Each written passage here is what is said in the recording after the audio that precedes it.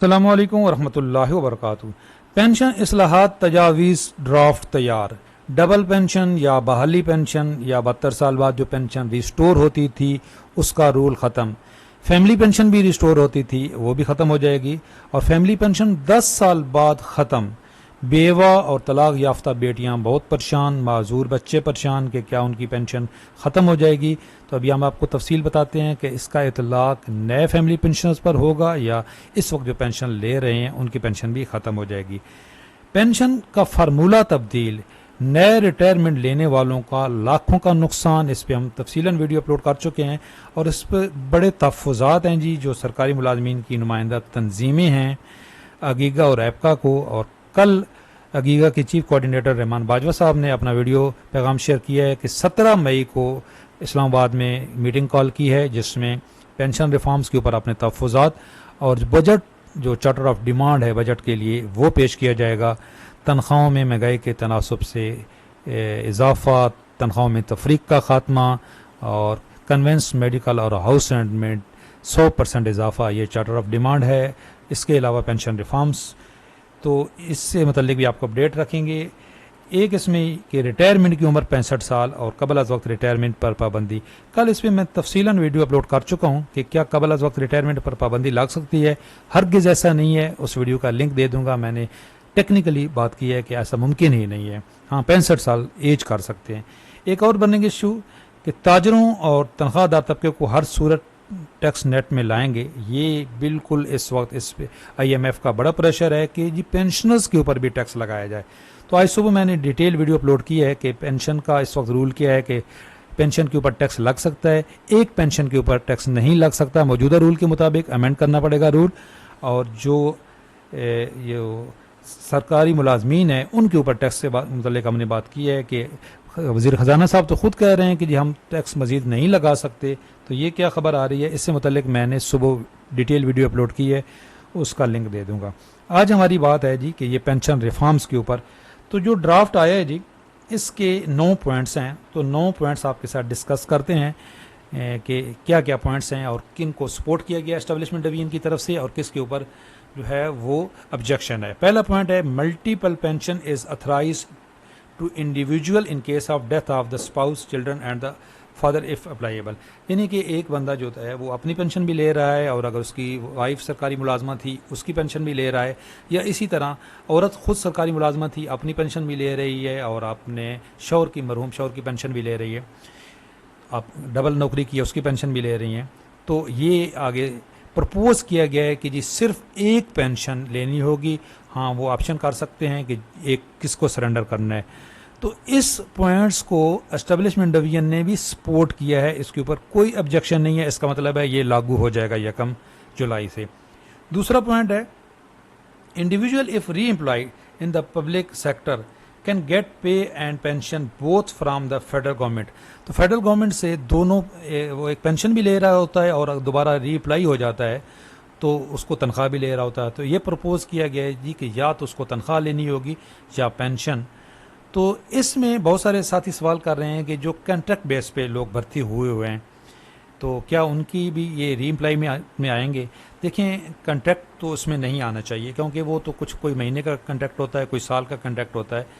तो यहाँ पे ये कहा गया है कि वो जो पेंशन तनख्वाह ले रहे हैं, तो मेरे ख्याल में तो ये जो पेंशन वाली नौकरी है दोबारा, क्योंकि कुछ लोग भर्ती हो जाते थे दोबारा डबल भी पेंशन उनको मिलती थी।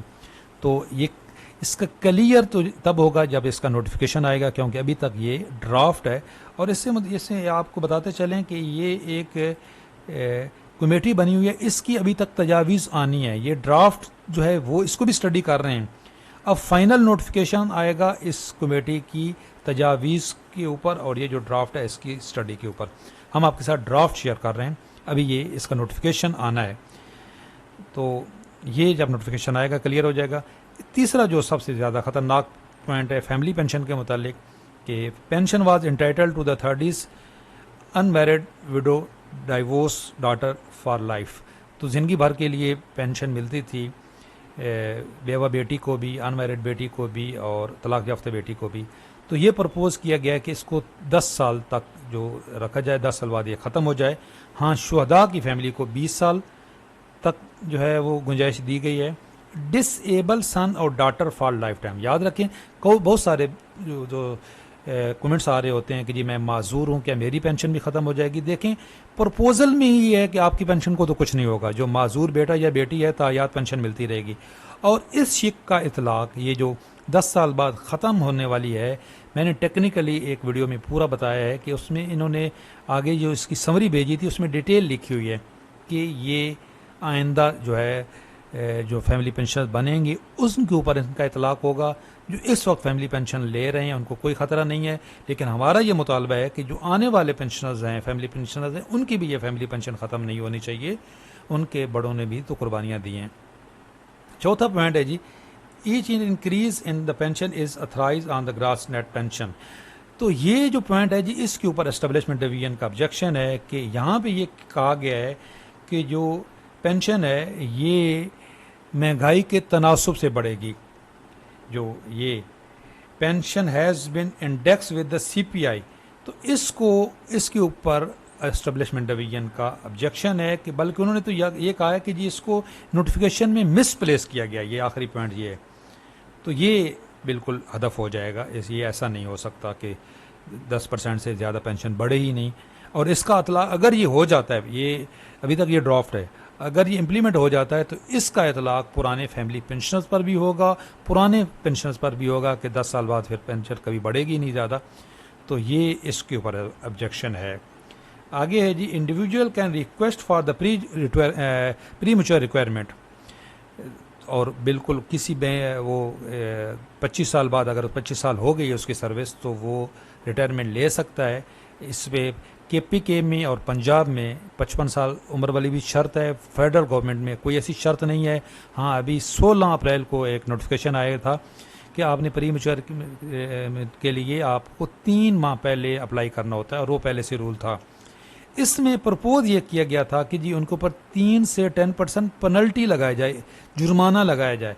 इसके ऊपर एस्टेब्लिशमेंट डिवीजन की स्ट्रॉन्ग ऑब्जेक्शन है। ये सेकंड बी जो ऑब्जेक्शन है ये यही है कि जी ऐसा तो मुमकिन ही नहीं है कि ये बाज़ वक़्त जेन्युइन वजह होती है और उसको रूल में इजाज़त है, 25 साल बाद क्वालिफाइंग सर्विस हो जाती है तो रिटायरमेंट ले सकता है। तो ये ऑब्जेक्शन है इसके ऊपर, और ये नहीं लगता कि ये नोटिफिकेशन का हिस्सा होगा। इंशाल्लाह ताला ये हदफ हो जाएगा ये पॉइंट। उसके बाद है जी कि pension granted on the last pay drawn of the retiring individual. ये भी एक ख़तरनाक तरीन पॉइंट है कि पेंशन का फार्मूला तब्दील किया जा रहा है। लास्ट पेमेंट अभी इसको 36 मंथ पे किया जा रहा है। इसमें भारी नुकसान है और इसके ऊपर भी एस्टेब्लिशमेंट डिवीजन का ऑब्जेक्शन है। ये पहला पॉइंट्स यही है, तो ये भी इंशाल्लाह ताला तब्दील नहीं होगा। कम्यूटेशन पेंशन जो है उसको पहले इस वक्त 35% कम्यूट होती है और 65% आपकी पेंशन बनती है। इसको 25% किया जा रहा है और 75% किया जा रहा है जो आपकी पेंशन है। इसके ऊपर कोई ऑब्जेक्शन नहीं है, ये शायद इम्प्लीमेंट हो जाए। रीस्टोरेशन ऑफ पेंशन, ये जो सबसे ज़्यादा जो हमारा जिसके ऊपर एस्टेब्लिशमेंट डिवीजन का ऑब्जेक्शन भी नहीं है, बहाली पेंशन। ये देखें H की रिस्टोर होती है जो पेंशन, और याद रखें ये 2001 में मुशर्रफ साहब के दौर में भी ये ख़त्म हो गया था, फिर ये केस गया था सुप्रीम कोर्ट में और ये बहाल हो गया था। तो अभी भी इंशाल्लाह ताला ये चैलेंज हो जाएगा, लेकिन इस रूल के मुताबिक ये बहाली पेंशन ख़त्म हो जाएगी, पेंशन रजिस्ट्रेशन ख़त्म हो जाएगी। इसमें बहुत ज़्यादा नुकसान है फैमिली पेंशनर्स का भी और सबका, और इसके ऊपर कोई ऑब्जेक्शन भी नहीं है एस्टेब्लिशमेंट डिवीजन का। इसलिए ख़तरा है कि ये बिल्कुल शिक जो है इसका नोटिफिकेशन आ जाएगा। Pension was given as the per defined benefit, और ये आखिरी पॉइंट ये है कि पेंशन का जो है वो तरीक़ाकार ही ख़त्म कर दिया जाए। पेंशन कंट्रीब्यूटरी सिस्टम जिस तरह KPK में और पंजाब में लागू हो चुका है, वफाक में भी ऐसा लागू हो जाए, और ये हो जाएगा जी 1 जुलाई से। और इसका इतलाक नए भर्ती होने वालों के लिए है, पुराने पेंशनर या मौजूदा हाजिर सर्विस मुलाजमीन का इस पॉइंट आई के साथ कोई ताल्लुक नहीं है। ये थी जी डिटेल इस ड्राफ्ट की। वीडियो थोड़ी सी लंबी हो गई, लेकिन बहुत सारे सवालात के आपके जवाब मिल गए होंगे। चैनल पे नए हैं, चैनल ज़रूर सब्सक्राइब कर लें। अपनी तजावीज़ कमेंट सेक्शन में ज़रूर दीजिएगा। अल्लाह हाफ़िज़।